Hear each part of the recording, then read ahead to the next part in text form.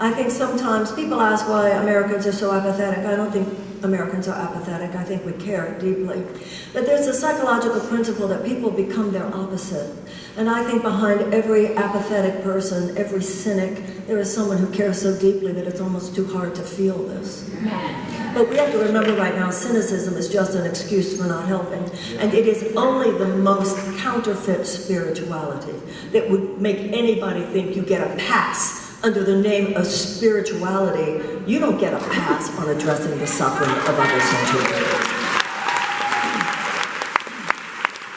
There is no spiritual or religious path anywhere that gives any of us a pass on addressing the suffering of other sentient beings. And I know it's traumatizing, but we don't have time for you to get over your trauma work before you rise to the defense of your country. The people who walked across the bridge at Selma, I assure you, they were traumatized. They didn't know if they were going to bring out the dogs, they didn't know if they were going to bring out the hoses, they didn't know if they were going to bring out the bullets, but they walked. And those women suffragettes who were thrown into prison for marching, for women to be able to vote, and the conditions in the prison were so awful that they went on hunger strike. So what did the guards do? They bought these metal contraptions and put them around their necks and force-fed them. You think those girls weren't anxious? You think the people who had been through other situations like ours, do you think it was reasonable to think that they could succeed? Do you think it was easy? Crisis is not easy. Crisis is not easy when it comes to our individual lives, but crisis is not easy when it comes to a civilization either. But you know what? You deal with it and you rise up. Love, ladies and gentlemen, is not just soft. Love sometimes is fierce.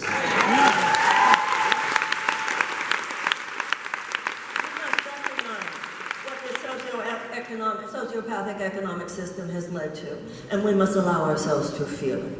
We have millions of American children who go to school every single day in schools that don't even have the adequate school supplies to teach a child to read. We have American children who are traumatized, chronically traumatized before preschool. We have American children, millions of them, who go to school hungry. We have millions of American children, I don't know if we have millions, but we do have American children in elementary school on suicide watch.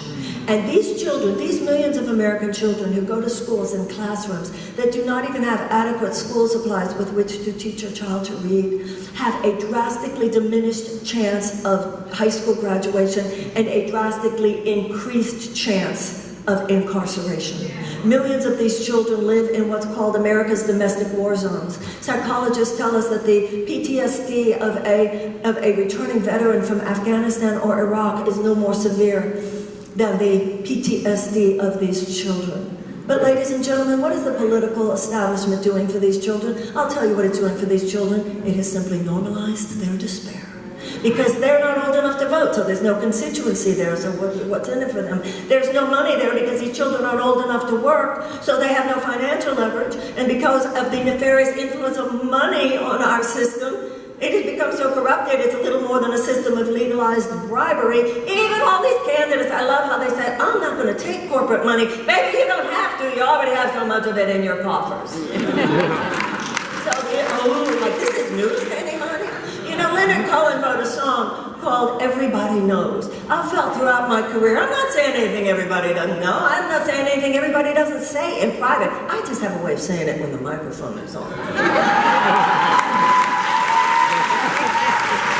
Mahatma Gandhi said that the Indian independence movement, he said the leader of the Indian independence movement is the small, still voice within.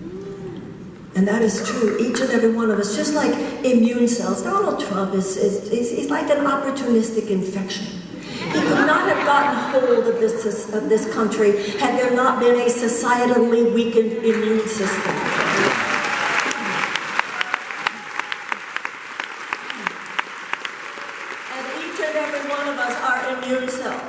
And I have said it before and I will say it again, the higher consciousness movement in the United States needs to take our responsibility as well. Because of this justification, this false justification, as though somehow it was more transcendent and holy to be politically disengaged. Well, that's convenient, isn't it? Let me tell you something, ladies and gentlemen, there's nothing holy about complacency when somebody over there is suffering.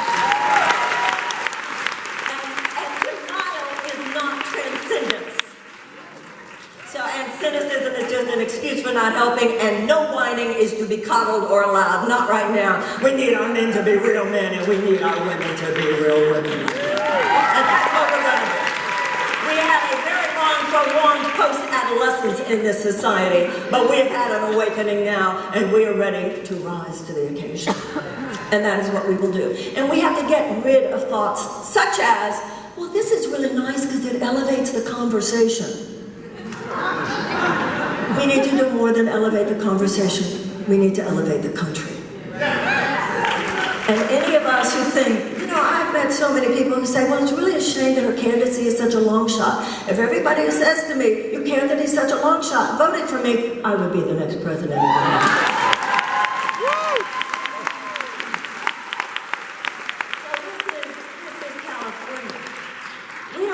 Things have been done. We care how we want to do them.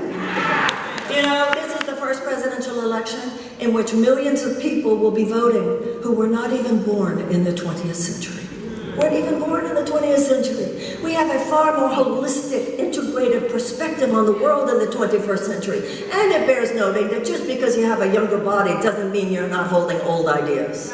New ideas have to do with consciousness. That is why, in the area of race, for instance, I think we have a shot at it right now.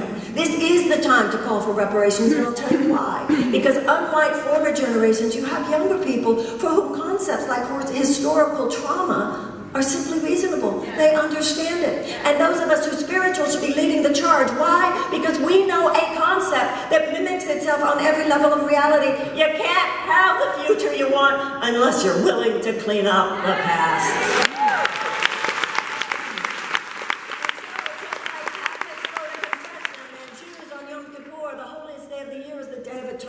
You gotta own it. You gotta look at your character defects. You gotta take that fearless moral inventory and expunge it. People can change and countries can change, but this country cannot change if it continues to lie to itself about who we are. This country has to have a good, honest conversation with itself. This country has to say, yes, we love our country. Yes, we love each other. But there are shadows here. There are character defects here. There is hypocrisy here. We have swerved from who we say we are. Racism was our original character defect. And it is simply time to pay an economic restitution that is a peace that has not been achieved.